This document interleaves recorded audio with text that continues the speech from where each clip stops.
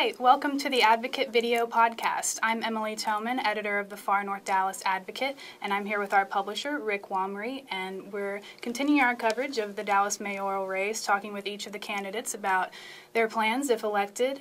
Today we're here with former Chief of Police David Kunkle, who's running against District 12 Councilman Ron Natinsky, and former Park Board President Mike Rawlings. Mr. Kunkle, thanks for being with us. No, I'm honored to be here. Thank you. Thank you. We'll start by talking about the article in Sunday's Dallas Morning News most recently, where you're quoted as saying, the other candidates can talk about what they plan to do. I talk about what I've done in the areas that are most important. Having somebody who understands government budgets, where to trim the fat, and how to help set priorities is probably better than a CEO. What would you cut exactly, and what kind of new expenditures would you support? There are cuts that I have identified could be made. Part of the difficulties or beauty, depending on how you want to look at it, being the Dallas mayor, that you really cannot do anything unless you get at least 7 other votes with you in support of what you're trying to do. So what I generally believe that the budget should not be cut across the board cuts, because what happens then, you make cuts in areas that should continue to be invested in at the same rate you make cuts in other areas which are less important. Determining what's less important in a city budget is really difficult because every program area has a constituency that will fight for it.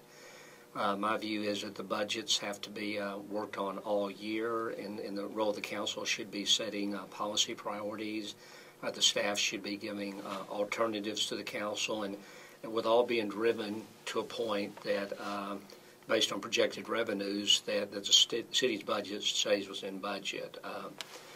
I think that the last 10 years should have been Dallas's time because of growth in North Texas, and to a large degree it was not. But this next 10 years, we just can't miss our opportunities to grow and prosper, not just in the North Texas region, but in the city of Dallas. So as far as specific budget cuts, I know cuts that could be made in the police department and efficiencies created, and sometimes you can't do that because there is a history, or somebody had done something 5 or 10 or 15 or 20 or 30 years ago when it was politically difficult, so you can't do things today. And I think coming in, there has to come in with no sacred cows, and a very look at the budget both to make things more efficient, but also to find activity that the city should not be doing in compared to others. Anything specific you can tell us in terms of the cuts or the no sacred cow stuff? Yeah, I think the no sacred cows, you have to start with the police and fire departments, only because the typical reaction is we're not going to cut police officers, firefighters' positions. And like any big organization, the police budget's about $450 million. There are things that the department does that are less important than others. One of the frustrating things that all the chiefs have had that I know of is that you bring civilians into the department to do administrative jobs, and then when budget become tighter, people say we're not going to cut any officers, and so what happens is then you cut civilians and you got officers doing administrative work, which isn't the highest and best use of their time, and so there are things like that can be done. One of the things that on the police side that has frustrated me are the fact that DART, DISD, particularly have their own police departments with their own administrative cost associated with that, and a duplication of service, and I believe that you could save significantly money in DART and DISD, and the City of Dallas could get reimbursed for the services they provide in those areas, and could be done in a way to make all those public safety areas more effective than they are now. Now that kind of sounds like you're acting a little bit like a CEO because there's certainly some resource allocation deals, but you have to get DISD and DART in this case to buy into that. You do, yeah. You'd have to develop memorandums of understanding. I mean, they have specific. The reason those agencies were created because the Dallas Police Department didn't do a good enough job meeting their specific needs, but you can find a way to put exactly the amount of resources they're willing to pay for and think they need into each of the schools or along the trains or in the DART rail stops or doing enforcement in the HOV lanes. and then DART and DISD will get the direct service return based on what they invest.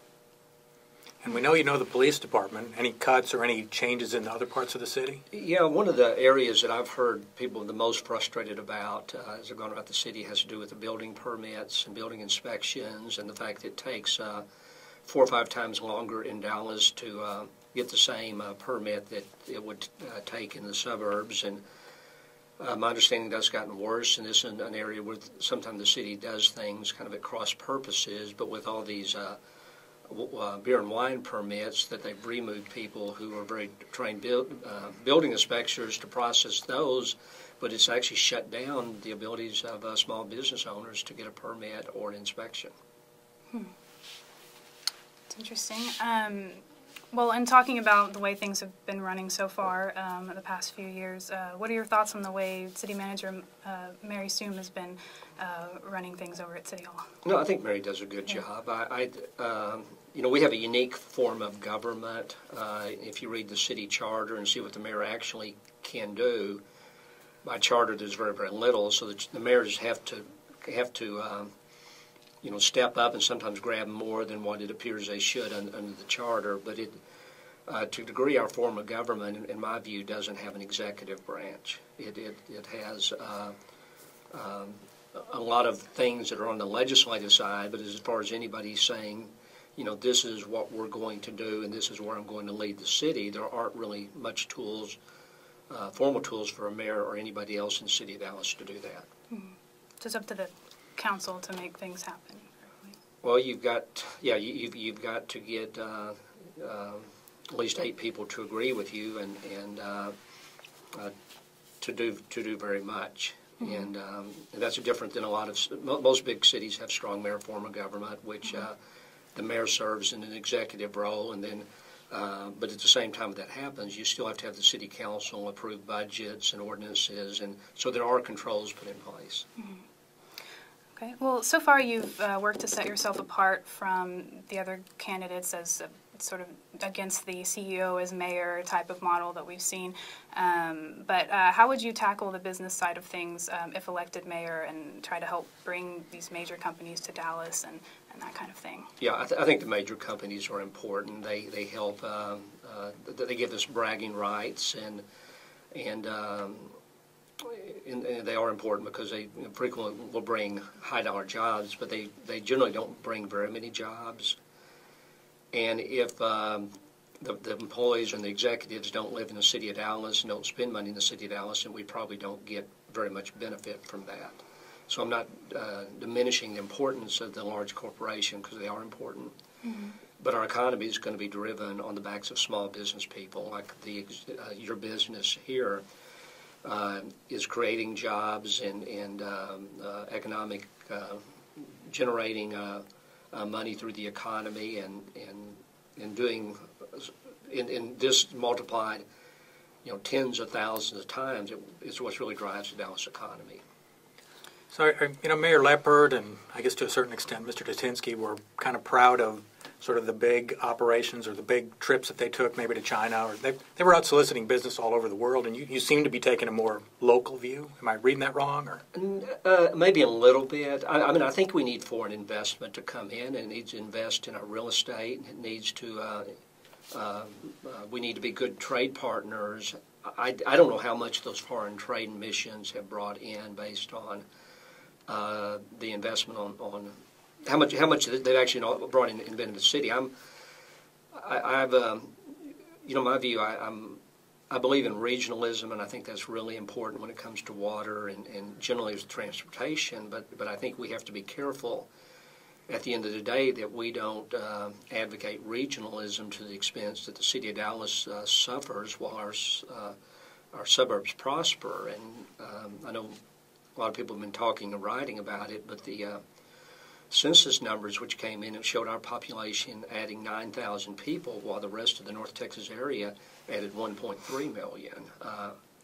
I don't like the way the regional chamber does their work, which is market Dallas as a North Texas region, and that puts us disadvantaged compared to the suburbs where they have their own chamber, which are solely focused on helping small business develop and track businesses to their corporate city limits. So I think too often our taxpayers, residential taxpayers, bear the brunt of these regional big-ticket items to the expense of our own self-interest. We pay higher taxes and in almost all cases get less services than what the suburbs get. So I want to sound like a crackpot in any kind of way, but I think that essentially the deals which has been advocated is if you live in the city of Dallas, we're going to sell this big project, and if you spend a lot of your tax dollars on it, then there's going to be good things that happen within your neighborhoods. And for about 25 or 30 years that I've been watching, that doesn't seem to be the case. So what is it that we need to do to make our city and our neighborhoods more livable, make people actually want to live here and not just visit because there's a huge convention center hotel and that kind of thing? Yeah, I really do think it's about neighborhoods. That urban economies are very complex, and there's lots of moving parts to make it successful. But I think if there's a single thing you need to do is have neighborhoods where people want to live and they support neighborhood services and business. You can find very prosperous cities with good downtowns. Hartford, Connecticut is the insurance capital of America. But Hartford, Connecticut's doing terrible because their neighborhoods have been allowed to decline, even though there's downtown business here. And that's really kind of been the story of downtown Dallas till recently, that people left downtown at 5 o'clock, nothing going on, and so anyway, I think that strong neighborhoods are the key to making this city prosper. I was at the event North Oak Cliff, their Mardi Gras celebration, and I think anybody who saw that saw how wonderful it is and can be to live in an urban part of the city, and the diversity and the energy and the small businesses which have come and occupied those old retail or old warehouses. It was really magical, and to me that's the vision of the city, is to make more neighborhoods function that way.